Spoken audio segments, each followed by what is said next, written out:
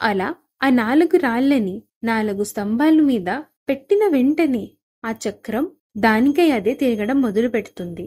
ఆ చక్రం అలా తిరగడంతో ద్వారం దగ్గరున్న తలుపులు తెరుచుకుంటుంది. అది చూసిన రియో సంతోషపడతాడు. చీమలు కూడా చాలా సంతోషిస్తాయి. అప్పుడు రియో తలుపు తెరుచుకుంది, లోపలికి వెళ్దాం మిత్రులారా అని అంటాడు. సరే రియో, లోపలికి త్వరగా వెళ్దాం అని రియోతో అంటాయి. అని తలుపు నుండి లోపలికి వెళ్తారు.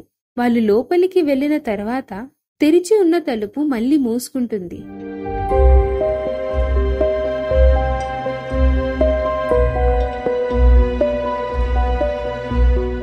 లోపలికి వెళ్ళిన తరువాత మనం లోపలికి వచ్చేసాము, తరువాత ప్రయాణం కొనసాగిద్దాం మిత్రులారా అంటూ అక్కడ నుండి బయలుదేరుతాడు.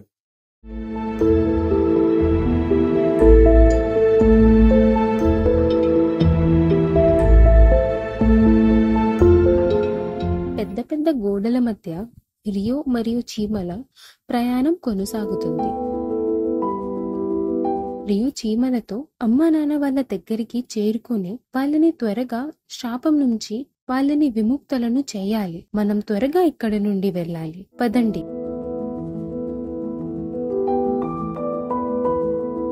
అలా వాళ్ళు దారిలో వెళ్తూ ఉంటే ఒక చోటనే 2 దారులు కనిపిస్తాయి. కానీ రియోకి ఏ దారి వెళ్లాలో అర్థం కాదు.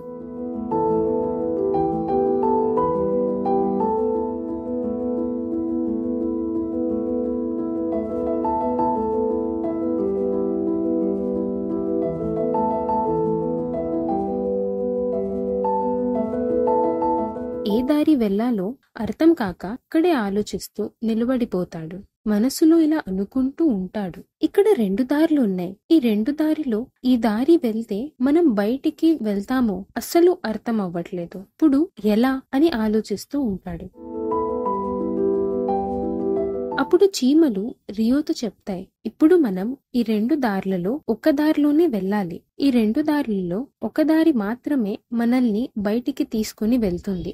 ఇంకో దారిలో వెళ్తే మాత్రం మనం ఇరుక్కుపోయే అవకాశం ఉంటుంది. ఇంకా అక్కడ ఇలాగే ముందుకు వెళ్ళేటప్పుడు మధ్యలో చాలా దారులు కనిపిస్తాయి. ఎన్ని దారులున్నా మనం వెళ్లే దారి మాత్రం ఒక్కటే ఉంటుంది. ఆ దారిలో మాత్రమే మనం బయటికి వెళ్ళాలి అని చెప్తాయి.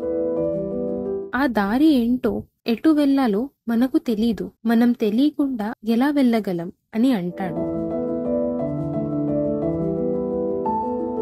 చీమలు, నువ్వు అన్నది నిజమే రియో, కానీ మనం ఏదో ఒక దారి అయితే వెళ్ళాలి. ఇక్కడే ఉండి మనం ఆలోచిస్తూ ఉంటే సమయం దాటిపోతుంది. మనకి ఏ దారి వెళ్ళాలి అనిపిస్తే అటు వెళ్దాం అని అంటాయి. సరే వెళ్దాం అని చెప్పి కుడిపక్కకి ఉన్న దారి వైపు వెళ్తారు.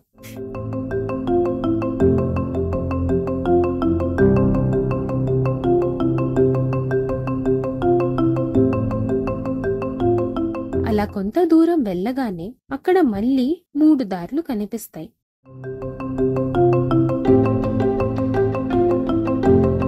ఆ దారులని చూసి ఇక్కడ మళ్ళీ 3 దారులు ఉన్నాయి, ఏ దారి వెళ్ళాలి అని అక్కడే ఉండి ఒక ఆలోచనకి వచ్చి ఈసారి ఎడమవైపు ఉన్న దారిలోకి వెళ్దాం అని నిర్ణయించుకుంటాడు. రియో ఈసారి ఎడమవైపు ఉన్న దారిలో నుంచి వెళ్దామని చీమలతో చెప్తాడు. చీమలు కూడా సరే నువ్వు చెప్పినట్టుగానే వెళ్దాం రియో అని అంటాయి.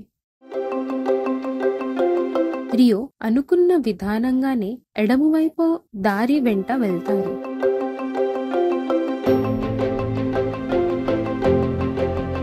అలా వాళ్ళు కొంత దూరం వెళ్ళగానే మళ్ళీ 3 దారులు కనిపిస్తాయి.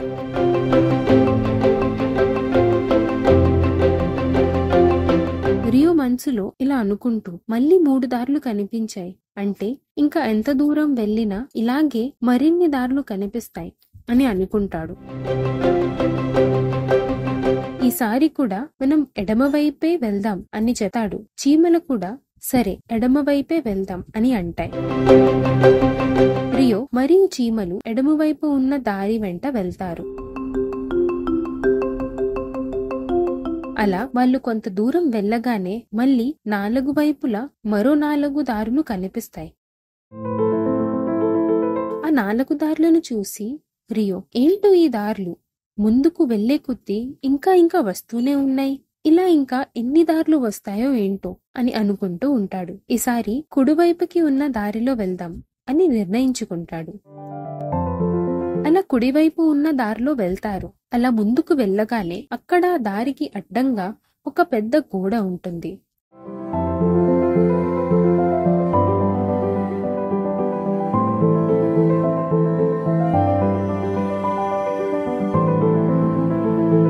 రియో ఆ గోడను చూసి ఈ దారిలో రావడం వలన సమయమంతా వృధా అయిపోయింది అని నిరాశపడతాడు.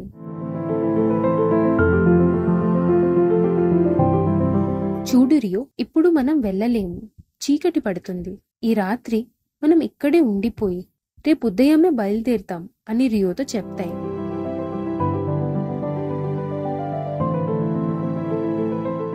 రియో, నేను కూడా అలసిపోయాను. మీరు అన్నట్టు ఈ రాత్రికి ఇక్కడే ఉండిపోయి రేపు ఉదయం వెళ్దాం మిత్రులారా అని అంటాడు. అలా రియో మరియు చీమలు మాట్లాడుకుంటూ ఉంటారు. అంతలోనే చీకటి పడుతుంది.